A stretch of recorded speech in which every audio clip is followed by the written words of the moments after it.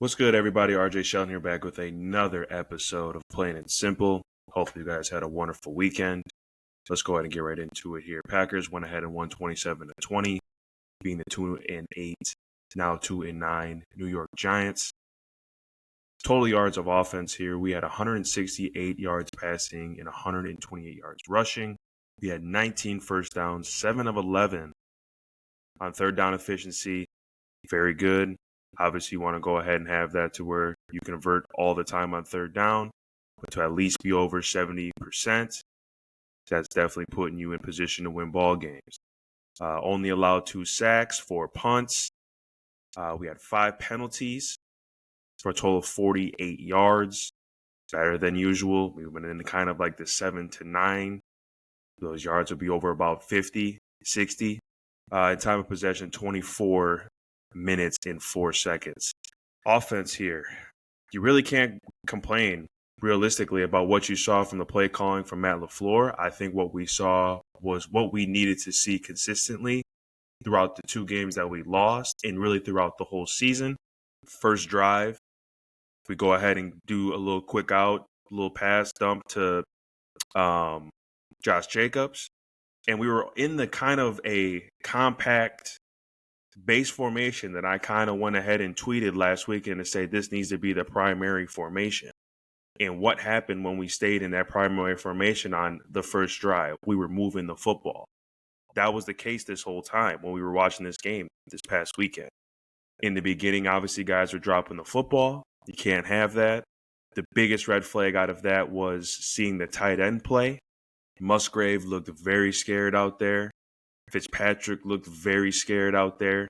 And realistically, Wally, who caught the 2-yard touchdown, I mean, that was just set up to where it was another great call and a great drive for him to go ahead and score that, for him to get that catch. But that was the biggest red flag for me. Obviously, Romeo Doubs was dropping the ball a little bit, then came back towards the end of the game and started catching the football.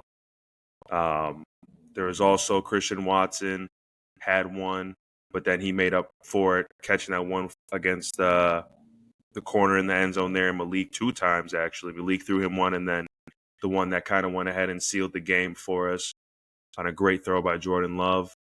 You can't have drops. That's the biggest thing that kills an offense's momentum, when you can go ahead and put teams away early and to put points on the board.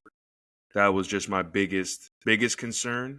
But the wide receivers stepped up, the tight ends didn't, and they have got to be on their shit this time from here on out. Because we're going to need them. They're going to have to go ahead and be aggressive in the run game. They're going to have to catch those 5 yards out, as we saw Tucker Kraft do. Obviously, he's no longer with us. Those guys have got to go ahead and be way better than they were against the New York Giants, because that was embarrassing what they showed against the Giants. Embarrassing. But let's go ahead and talk about Jordan Love here. I think for me, this is probably one of my favorite games to watch Jordan Love play. And the reasons why I say that is because, guys aren't catching the football. You can get frustrated as a quarterback and sit there and be like, why are you not doing this? Why are you not doing that? But you saw the poise in him clapping his hands like, come on, let's get going. We're going to figure it out. Catch the ball. You're fine. Let's do it. Started catching the football. Then he went ahead and got hurt, wanting to go ahead and run, and obviously got that shoulder injury. I'm thinking probably he's not going to return. We're going to see Malik, who did incredible for coming in and doing what he needed to do to set up our first score in the second quarter. But then he comes back on the field, very efficient throughout the whole game, throwing the football accurately, throwing an unreal touchdown to Christian Watson. That was an absolute dot. That 20-yarder that I said earlier that went ahead and sealed the deal. 13 of 24, 174 yards and 2 touchdowns. If we don't have those drops in there, you're looking at another game where Jordan Love's probably throwing for 225 plus yards, and his efficiency is probably for sure over 95 on throwing. Quarterback rating in the hundreds again. This was a game where he could have went ahead and completely changed the dynamic, but he didn't. He was a leader. He was poised to go ahead and do what he needed to do on his end for his team to go ahead and get the W. So this was probably one of my favorite games. Even though it wasn't the prettiest, it got the job done. But when he came back, he went ahead and showed his poise and went ahead and led his team to go ahead and victory and beat the New York Giants, because this was a big game that we needed to win after losing against the Eagles at home and losing against the Panthers. And as an offense, wholly looking horrible. Shout out to Jordan Love. And also Emmanuel Wilson, huge game, 11 carries, 40 yards, 1 touchdown. On the running aspect of things, Christian Watson, 4 receptions, 46 yards, 2 touchdowns. Romeo Doubs had 4 receptions for 53. A huge play by Savion Williams to go ahead and keep the drive going, making the catch, making the plays when they're called upon. That's what he did. That was huge. We're going to need that down the line, especially when we got these games coming up, because now this is where we start making that playoff push to get to where we need to get to go ahead and have a home game. That was a huge play by him, and that's a big confidence booster to get him going. And then Matthew Golden as well with 1 reception for 24 yards. Had that nice little scramble to where Jordan Love had to get out of the pocket by like a 24-yard gain, as it says on what I'm reading here. So overall, I liked what I saw from the offense. Just cannot go ahead and drop the football in the pass game. So hopefully we got all that out. Hopefully we got that to where it doesn't happen again, because every possession from here on out is going to matter even more. Let's go ahead and talk about the defense here. They went ahead and gave up a total of 336 yards, 194 yards passing, and 142 yards rushing. The Giants averaged that game 4.9 per carry. Unacceptable. And if you watch that game, Brooks, Wyatt, the interior for our D-line was horrendous. Really all game. You know, you're seeing a trend here where teams are just going ahead and lining up in base formation, I formation, and just running it straight downhill. And then if that's obviously working efficiently, they're running stretch plays. You saw that they were going ahead and attacking Micah Parsons at the point of attack in the run game. And Micah Parsons really wasn't doing anything. So that's kind of a little bit of concern into where is Jeff Hafley letting him do whatever he wants to do?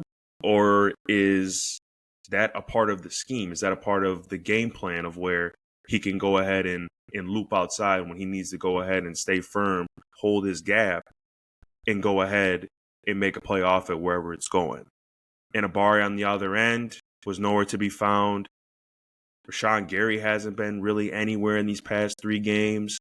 And this is our vocal point. So this is kind of a little bit worrisome of why we can't go ahead and stop the run. Just how I said last week, kind of, you know, when I talk about the BD boys or, you know, with James Menchow and that, when we do our segment there, or I go ahead and talk about whatever I talk about on Twitter, you kind of got to get back to your basics on how to play the game of football and how to stop certain things. I think we need to kind of get at that as a D-line situation, because we should not be giving up 120 plus yards average basically within 3 games to opponents that really shouldn't be doing that. Granted, Eagles, okay, but we're supposed to have this top defense at the D-line, and that's our vocal point. We've been getting shredded. So Jeff Hafley, I think, needs to kind of get back to basics on the D-line situation. When you're one-on-one battles, hold your gaps and pin your ears back on 3rd down and get off the field, because what we saw there wasn't it. Now, granted, they made up for it at the end. Michael Parsons had his sack to go ahead and clear. Obviously, a very big 4th down and another big 4th down at the end of the game. But we shouldn't put ourselves in that position. We should never go ahead and have to rely, especially on a 2-8 team, that we need to make those plays down the line. But it's good on both ends, because you're going to need that down the line. I mean, this is just only going to get tougher for both sides. So let's just get back to basics on that D-line. And if you got to tell Micah Parsons to go ahead and, hey, just do the scheme. Like, we got to have you do this. He is coachable. And that just really goes for everybody. Wyatt, Brooks, Anabare, Rashawn Gary, Chanel, get back to basics for those guys, because we can't be having over 142 yards on the ground. Can't have that. Then let's move on, obviously, to the secondary here. And I'm going to add the linebackers in there as well. I mean, there probably should have been at least 2 more picks on top of the one that Williams went ahead and caught there to kind of seal the game. Valentine had one, really 2 that should have went ahead and been picks. If that happens now, the momentum completely shifts. Instead of this game being 27-20, it could have been where it was 41-20 or 37-20 or 37, 14. A dominant performance. But at the same time, you got to answer when you need to answer. Just like I said with Michael Parsons, we closed it out. But you have to make the plays when they present themselves. And you cannot be scared again to go ahead and not make individual plays to where you put your team in a good position. It's that simple for this team. And that was on full display. If we make the plays we need to make, we walk out there, we probably win by 3 scores. But we have got to get back to basics is what I'm seeing from a defensive end, to where why can't we play, even though we don't have the guys that quote unquote say that we can play man, I think we have a better opportunity to where we go ahead, and I've said this really throughout this whole season, that if we just let McKinney and Williams, either one comes down, Williams plays the middle of the field, and they're just watching the quarterback to go ahead and jump the ball and make plays. Bring either one of those guys down. I think those guys would definitely go ahead and make this defense. Obviously, they make the defense elite, and they go ahead and make plays. You saw it, obviously, with Williams, what he did catching that pick. But I just think we need to get just back to just simple football on that defensive side. And guys got to kind of, want to stop the run. You saw Quay Walker. Hopefully he gets back healthy. You saw Edrin Cooper. We put a lot of stress on those guys in the run game to go ahead and make plays. I get it. They're top of their position. But let's make it easy on everybody. Let's make it to where it's a team effort. Just like we saw week 1. Get to the football. D-line, get your guy. You see it, boom. You see if it's run, swipe him, get off, hold your gap, go to the ball. Same with the linebackers. Same with the corners. Everyone rallied to the football. We didn't really rally to the football. We kind of just nonchalant. It's the Giants. We need to kind of wake up. We can't be having that. But all in all, there was a lot of things that I went ahead and pointed on both sides. Obviously, special teams, you can't be missing field goals. I'm just sick and tired of that. That cannot happen. I don't care if the laces are out. I don't care if the laces are in. Get the ball hiked to a good position, put it down, kick it, move forward. That's gimme points. And stop putting Romeo Doubs as our returner on punt return, please. I'm begging you. Keyshawn Nixon, Williams, Golden, Bo Melton, put them back there. He should not be back there. There was never a time where Romeo Doubs said, I can also be a return specialist when you went ahead and drafted him or picked him up on free agency, but I think he got drafted. There was nothing to where he was one of those guys that was a special teams guy. He's our number 1 wide receiver, number 2 wide receiver. That was unacceptable. But as a whole of a game, we won. We're 6-3. We're second in the NFC North. This was a game where you needed to make plays when needed. We did it in the beginning. We finished at the end. Offense looked way better than they did these past 2 games. Defense still needs to go ahead and get back to basics in the run game. They kind of didn't look promising as they did the past 2 games.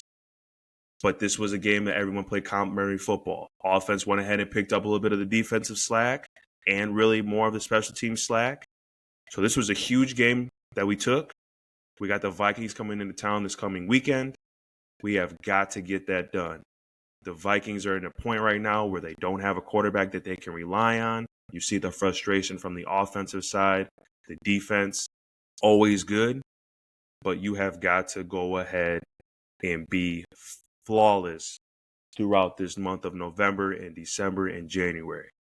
And hopefully the guys that got banged up, they come back. Obviously, Josh Jacobs went on with a knee. That reports will probably come out about him.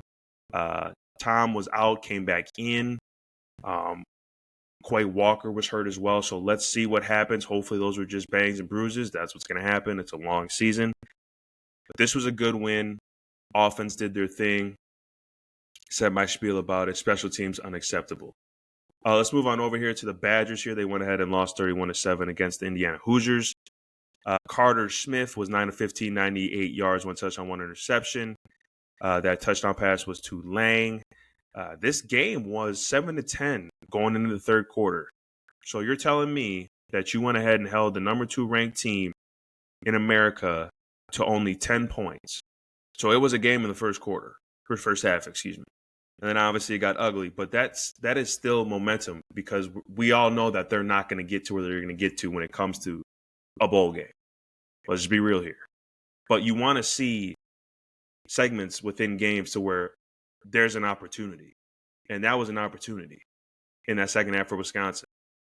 They held the Hoosiers at 83 yards rushing.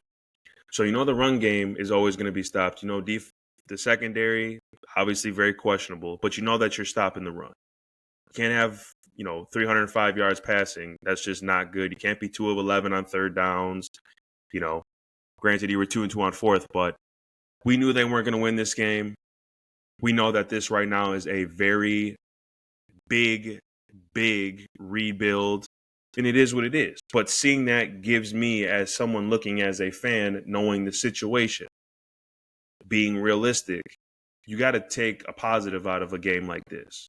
They could have got blown out 66-7, 45-7.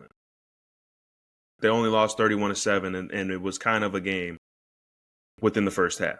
So I'm not going to go ahead and sit here and be like they were going to win that game, but that's a positive. Now they got Illinois coming to Wisconsin. That one's at 6:30 p.m. Let's see what happens there. They won against a ranked opponent in Washington. Maybe that home field momentum is going to go ahead and maybe carry them to a victory. Maybe make it interesting. We shall see. Then moving on over the Bucks here. They are 8-6 as of right now. They have a 3-game stint. They go ahead and face the Cleveland Cavaliers. Then they face the 76ers. And then they go ahead and face the Pistons. 7th right now in the Eastern Conference. Just got to keep playing ball. It's a long season. As of right now is what I saw. There is I think we're like in a playoff if it was today, but it's just way too early. Go ahead and continue what you're doing. Got to go ahead and go 2-1, if not 3-0 in a lot of these games.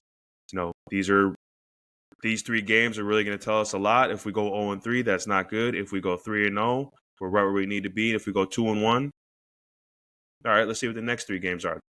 Cannot go 0-3 here. You got to go 2-1 at least. 3-0. Let's do it. And then obviously for our men's NCAA basketball, we got the Badgers men's team. We got Marquette. Badgers going to face the Cougars. Then they go and face BYU in BYU Friday. That'll be a big game. They got a basically number 1 draft picked over there. Been averaging at least 20 plus. That should be a very good test to see where you are.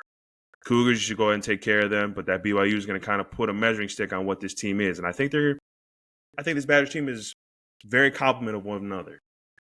Defense, offense, 1 through 5, bench. So we should see what will happen there. And then Marquette basketball, they go ahead on Wednesday. They face the Dayton Flyers. And then Saturday, they go ahead and face Central Michigan. So we should see what goes on. Those 2 games for obviously both of those programs. We got a lot of basketball happening right now, folks. Obviously, we got a lot of things going on when it comes to sports. Football is really getting to the heart of things. All aspects right now for Wisconsin sports is kind of in a loop right now. So with that, you guys have a good day, great week, great weekend, whenever you hear it. Obviously, we got the lineup of people with my crew. We'll see you sooner rather than later. Peace out, everybody.